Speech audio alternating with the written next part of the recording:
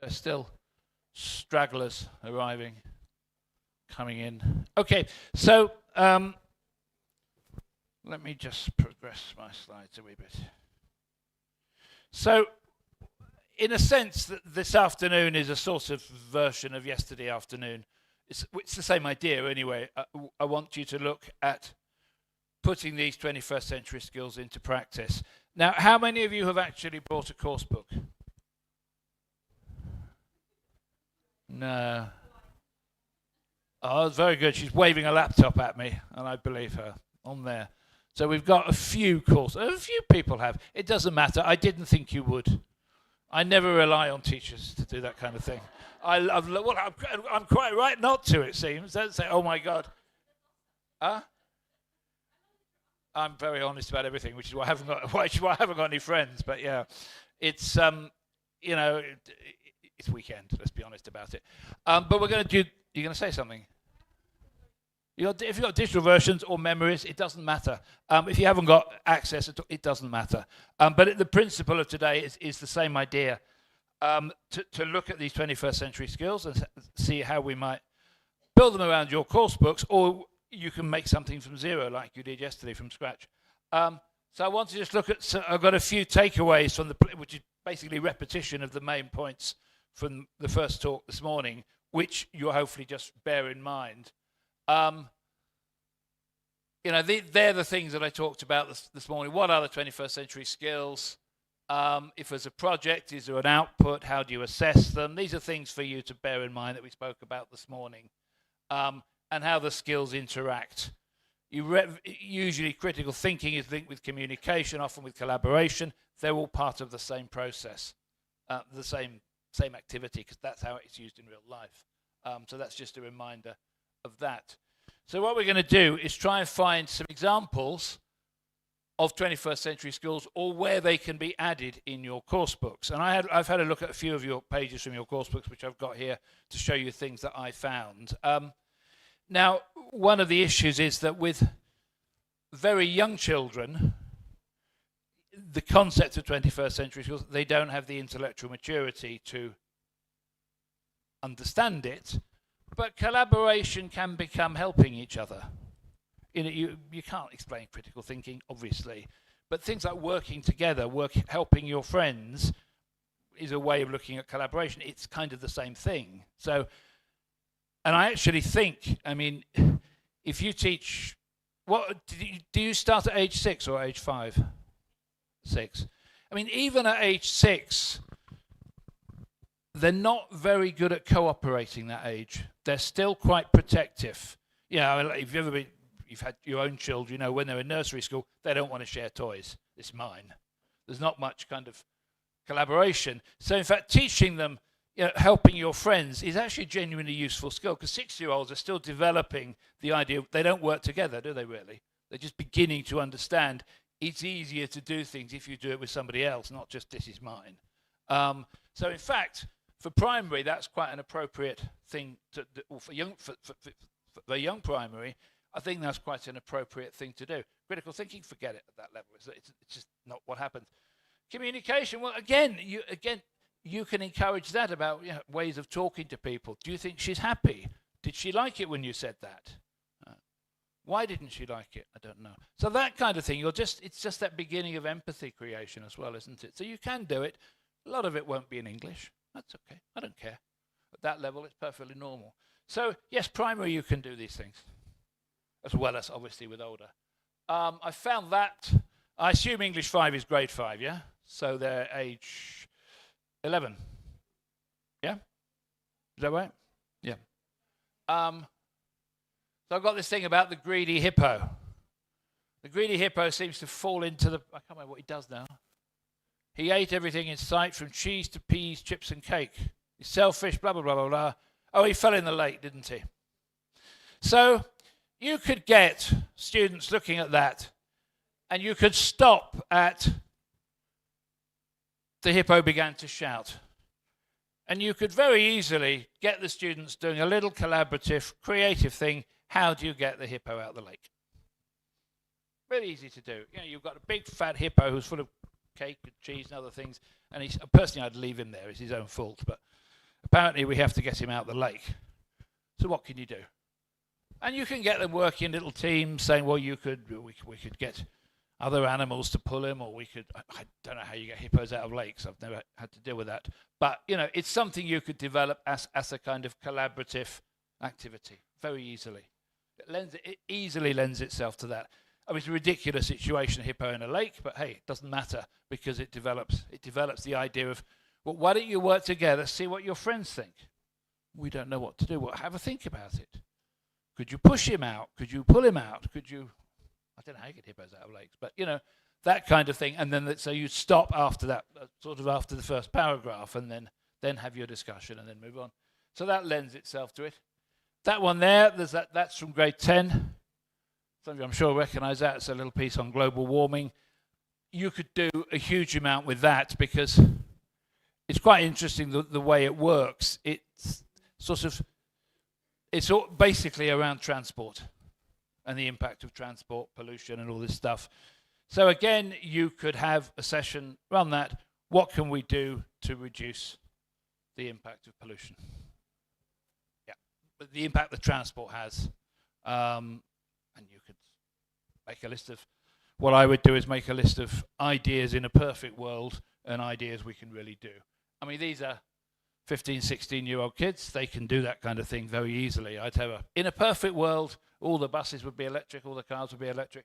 Do we live in a perfect world? No. Okay, let's make another list. So they make a list and they compare them. Or you could say, in the year 2035, how will it be? Will we have electric buses or electric cars, whatever? So that's very easily done with that text. It's really simple to do. But with that age range, I get them to do the activity and then stop and say, well, what did you do? Well, we made a list of all the perfect things we'd like to have in a perfect world. And then we realized it's not a perfect world, so we had to cross out most of them and put in some less ambitious ones. Actually get them to discuss the process. So they're starting to understand that life is about compromises and learning to make compromises. Or you could have two sides.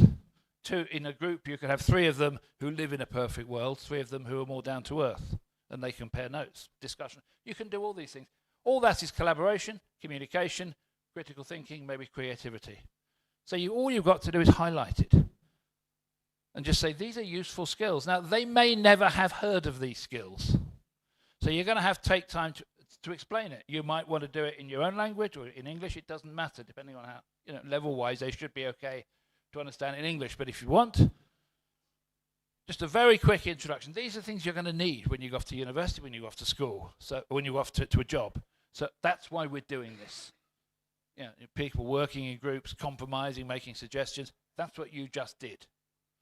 So I think that's quite useful, quite easily done. And there's another one there. What's that? What are you cut out for? It's about jobs, careers and things.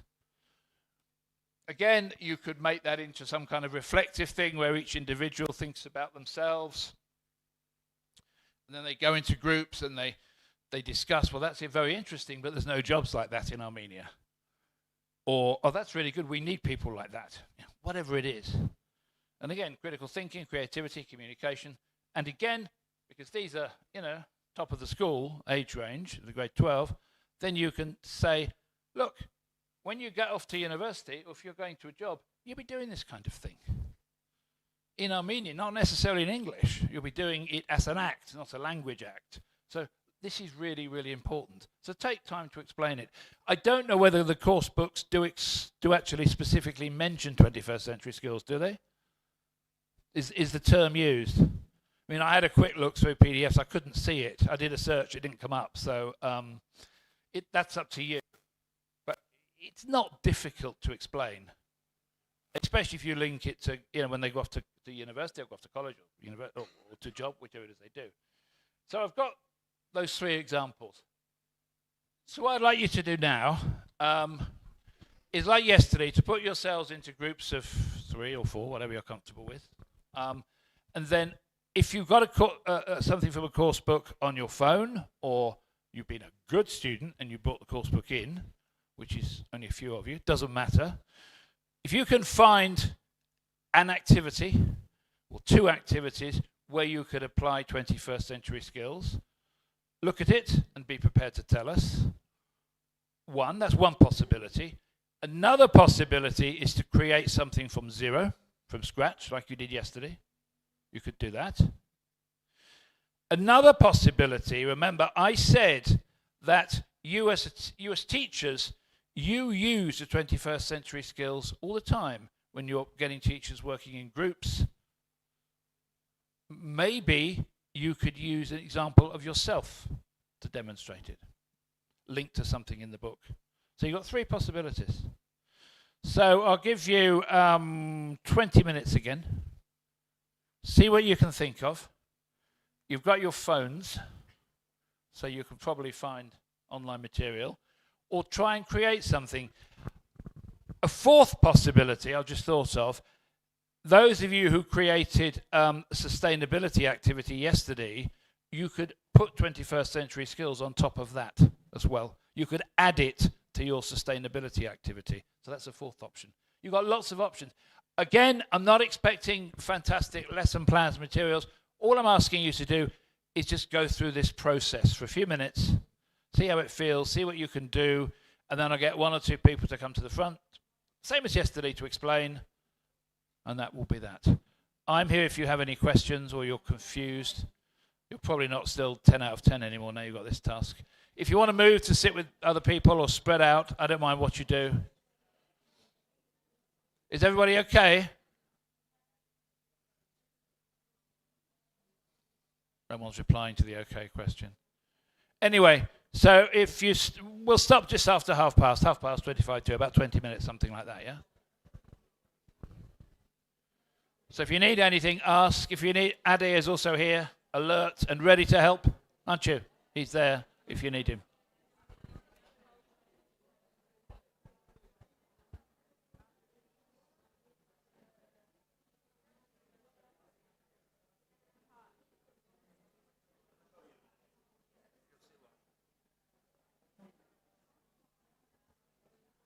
Is that okay?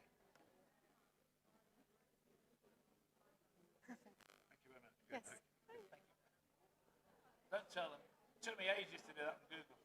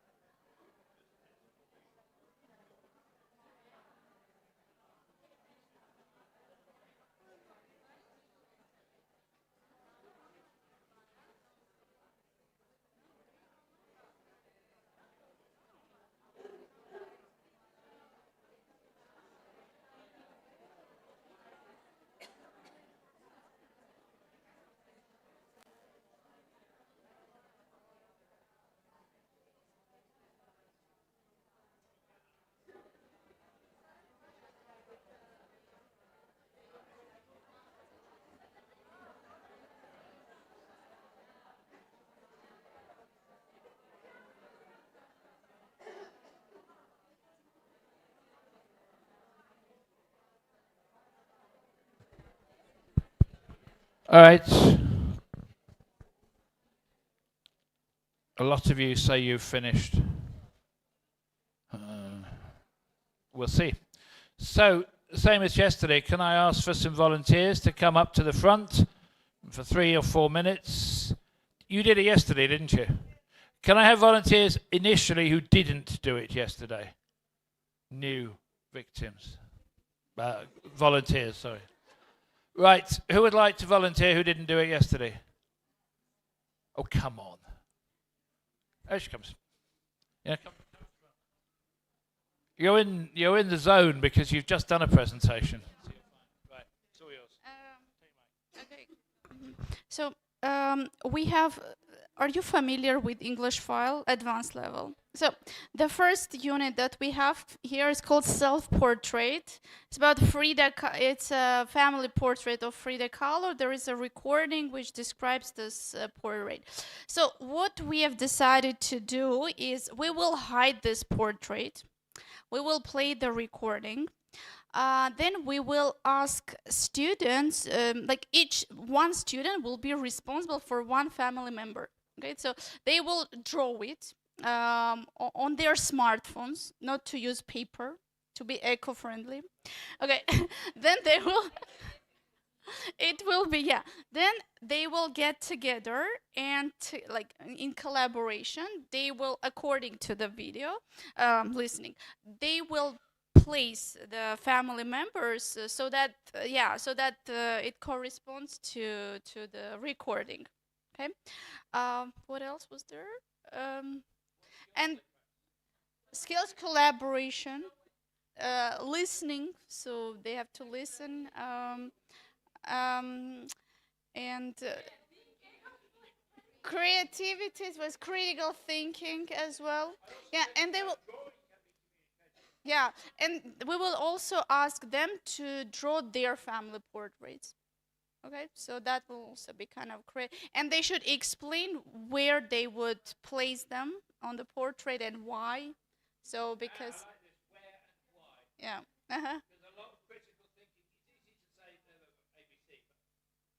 Yeah, why? So for example, her grandparents are on top because they're in the sky. Okay, so yeah, that's. Uh-huh.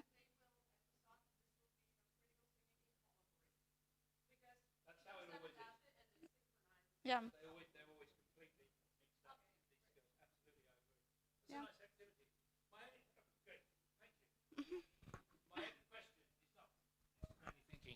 Yeah. Does every child in every school have a smartphone? Okay. Because we do have to be careful about this, the exclusion thing. I mean, I don't know whether it's an urban-rural thing or big cities, people are more. I don't know. I assume it probably is. So we've got to be careful because a lot of us, including me, are making activities that are dependent upon students having a smartphone. And if they don't, okay, it may be fine. Okay, you share with her and they work together. But that child is thinking, my parents can't afford to buy me one of those, which is not great, is it? So it's how we manage that. I mean, I'm guessing in urban schools, it's probably not. They've all got them. Rural areas maybe less so. I mean, it's the same in the UK. Not every child in the UK, their parents can afford a smartphone. In deprived areas, they can't. So, say again? I think it's the same everywhere. But teachers, we've got to be aware of that because otherwise we are creating a kind of disconnected community of kids who are probably underprivileged anyway because mum and dad can't afford the phone. We're just making it worse. So, though I absolutely agree, it's a beautiful idea to do it on the phone. I absolutely agree. But we've got to keep that in our minds. Right, next volunteer. Right.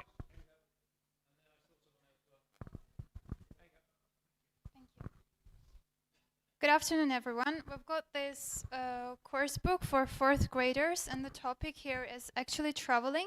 But we decided we might diverge a little bit from the topic and focus on the environmental issues, and most particularly global warming. We've got here the pictures of different animals who live in different climates, and cold climates and warm climates.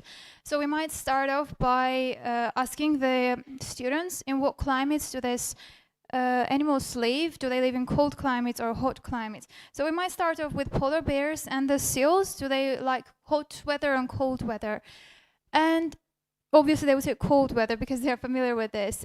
We might also show them a picture or a video or footage where the climate gets warmer and the temperature is increasing.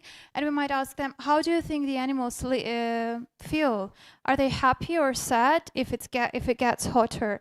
They might say sad, and it resonates well with kids because we have come to the conclusion they are usually very sympathetic and very compassionate about animals. And then we might stimulate the discussion even further, such as what do you think we can do to help those animals?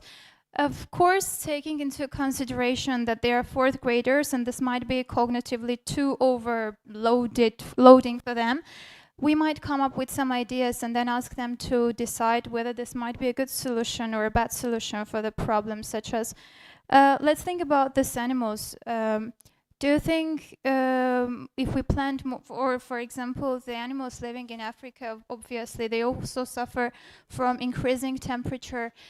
Do you think we should try to plant more trees or fewer trees? Which one would be better? They might say more trees.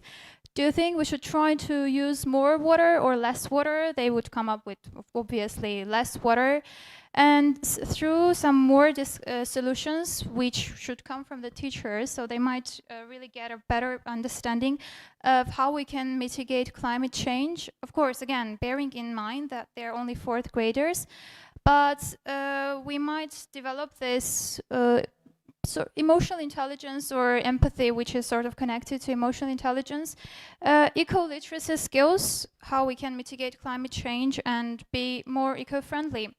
I guess this might be not too much for fourth graders, but I think it might be a nice idea how we can transform traveling into eco-literacy for kids.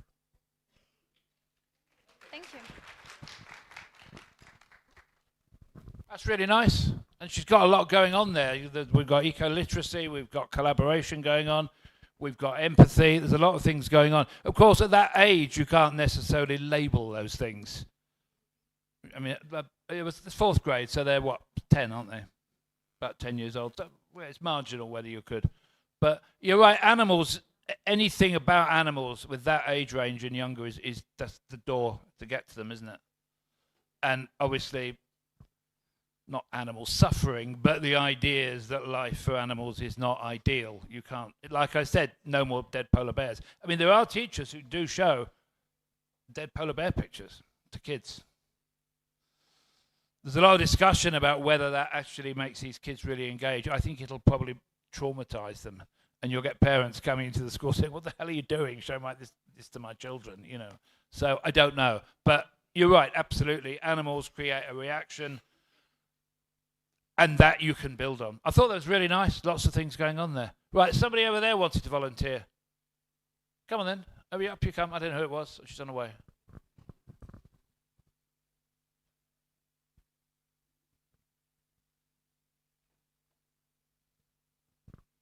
There we go. In fact, I haven't brought the book, but whoever teaches 10th grade, they know what I'm speaking about. So this is about mystery, unit mystery, Bermuda Triangle. So a lead-in, we have a text, we have a picture on the page. So the lead-in activity showing the picture in the book and like asking the questions, what do you see? Yeah. What do you see? What do you associate it with? And what do you know about it? Afterwards, pretext questions or true, false. It depends, like this is alternative. And think, pair, share. This is read for yourself, 2 minutes, 3 minutes. Then go and work with your, I'm joining them into groups or pairs. Afterwards, they have read, they have answered. I listen to their ideas. We go to watching a video on the same content, like with to answer the same questions and using like stopping and predicting what will happen later. What do you think might happen? What will, because it's kind of associated with their text. Afterwards, we will revisit true, false again for them because I am not going to say whether they are right or not. And the last activity is going to be assigned as homework, like small project. In the same team, go research more, find more information, come with your perspectives, like speak about Bermuda Triangle from your perspective and say your group's opinion. How do you reason why it happens? Why do planes disappear? Why do ships disappear? This is the idea.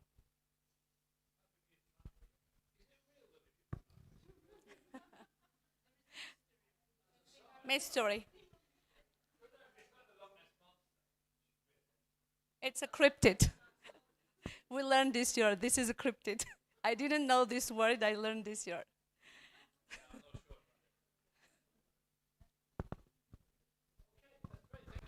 Thank you. So what I like about that one, again, she was getting reasons, getting why, and I think we're actually making students think about anything and making them reason. So what grade was that book? What age are they? So it's 10th grade, yeah. So they're 15, 16, yeah. So that's an age when they can start to do reason thinking and sort of going in one direction, and someone says, it can't be that. Oh, but it might be that. No, I don't, but what about this? And they can start to do that. And that, for me, is such an important skill. I don't care about the English, really, at this point. I care about the skill.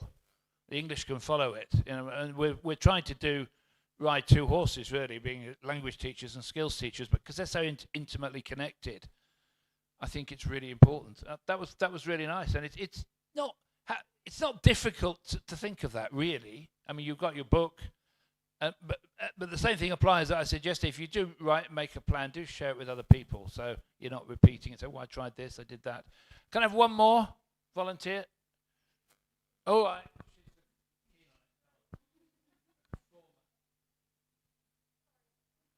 never apologise for anything. I never apologise.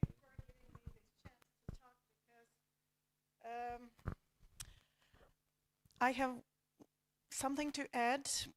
It is really important for me because I see whatever you have presented for the group of children at school, but my practice is totally different. I have teaching with individuals, so probably this will be useful for us too. And I will continue the topic about the environmental issues.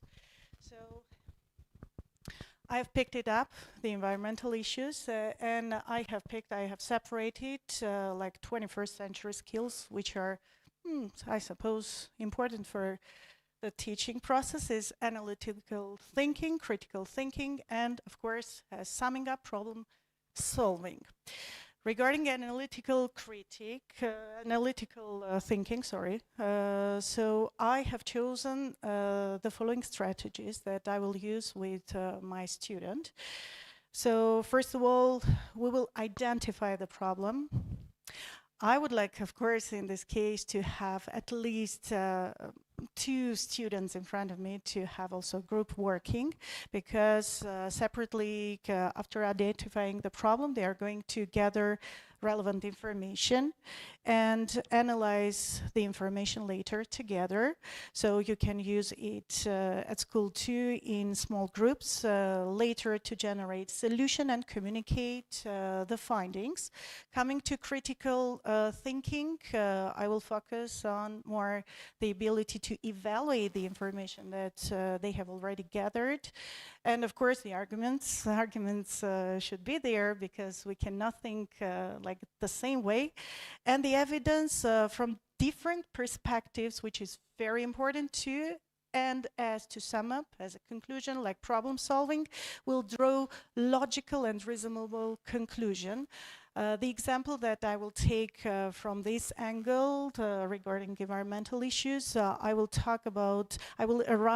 arise, from human activities and developing solution to mitigate somehow the damage to ecosystem. Here it is. Thank you. We've got this interconnectivity between the sustainability, the environmental themes, and the 21st century skills. Did you find that? So you teach one-to-one students, individual students, yeah? You teach individual students, yeah? Right.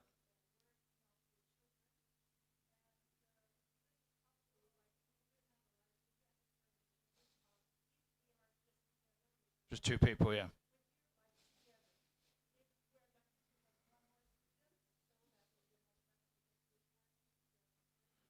But your ideas can transfer quite easily to a class, to a class of 30, 40, 50 students without too many problems. Anybody else want to volunteer before we finish?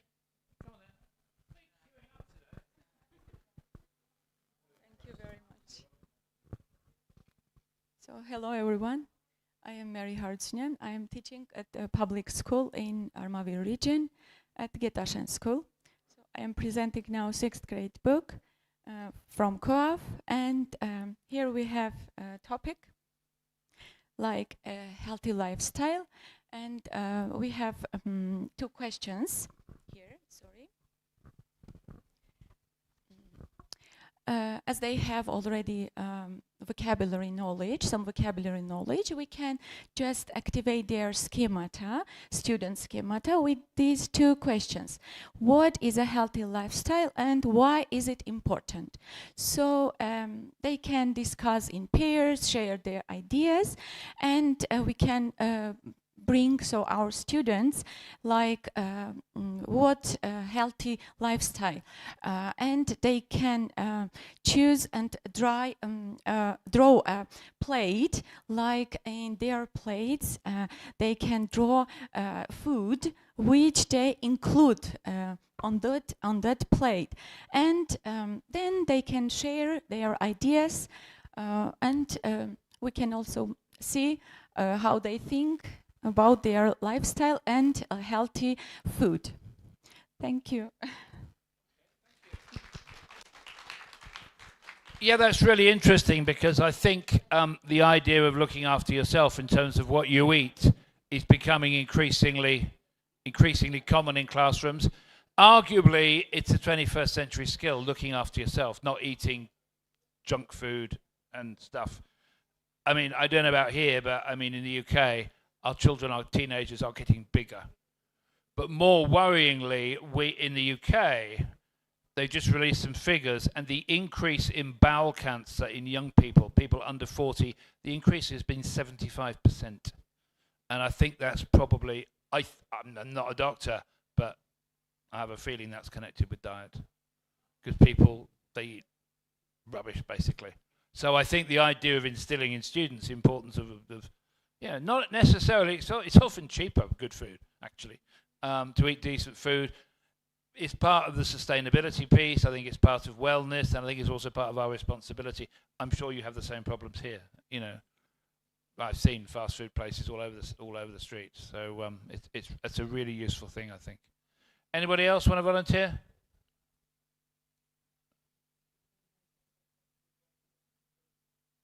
Food waste, that's another issue. I mean, so much food is just thrown away. Particularly the kind of junk food type food is it's terrible, I think. All right, so that's the end of that. Any questions about that? It's not that difficult. You're kind of trying things out. It's not that challenging. It's a lot easier when there's 2 of you or 3 of you, because you can go, oh, no, what do you think? What do you think? So it's not too bad. So what I want to do now, that's the Botanical Gardens in Glasgow. If you ever go to Glasgow, they are absolutely amazing, built in about 1850. There's these huge, and they have one of those that is full of plants that eat people. Well, they wouldn't kill you, but they're flesh-eating plants. If you put your finger in, it will attack you. That's a good tip. Right. So I'm kind of moving to the end now. So I have to show you the next slide, which I'm very, very proud of. Look at that. That's what I asked her to check, you see. Because sometimes you can't trust the internet. And I didn't have a handy Armenian in London to check with, so I thought, well, I better check in case it's something really bad. Cut and paste. I cut and pasted, but unfortunately Google gave me 2 alternatives, and I thought, well, I don't trust the internet, and I don't want to something really offensive. So I had a quick check with a handy Armenian sitting there who said it was going to be right. Okay, so I mean, I'm gonna stop in 5 minutes or so, and then hand over back to you. First of all, I'd like to say thank you for your attention and sitting there and obliging me without falling. No, I don't think anybody fell asleep. I usually keep an eye open for sleepers. There's a lot of stuff, I know that. And think about the bishop again, with the big question. As you go home, try and construct things. Maybe some of the things we've talked about might make you think about the big questions. You know, could I? Why do I? Why don't I? Could I do this? Shall I do that? Kind of questions. You don't have to tell anybody else. Like I said, it's purely a conversation with yourself. But also, try and put some of these things into practice. You know, it's all very well. It's easy for us to say, yeah, that's good, that's good, that's good. Oh, I'll never do it. So what's the point? You know, you've got to try these things out. And some of them may not work the first time. Try again. 3 times, then give up probably. But I think if you try 3 times, if you can get it going by the 3rd time, it'll probably be okay. So the important thing is to try things out. It's also to share things with each other as well. Do you facilitate that sharing of ideas, or BC, I'm looking at you. In the sense, if somebody tries, somebody makes a lesson around 21st century skills in Unit 5 of Grade 6, is there a way they can share it? Okay. Is there a way you can share ideas?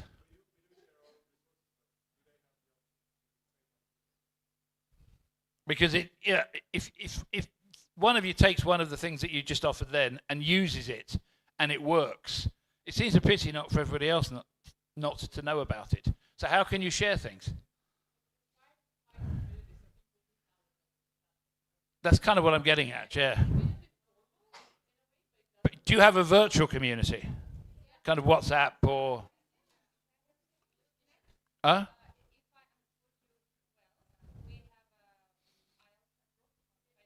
Okay.